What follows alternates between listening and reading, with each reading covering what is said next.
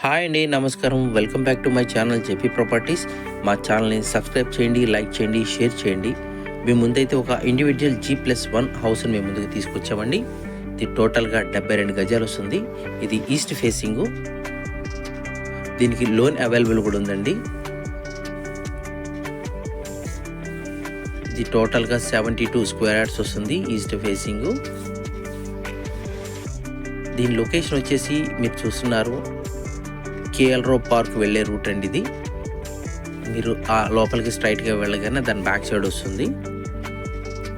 దీని కాస్ట్ వచ్చేసి టోటల్గా 56 లక్షలు చెప్తున్నారు. స్లైస్లో నెగోషియేషన్ ఉంటుందండి.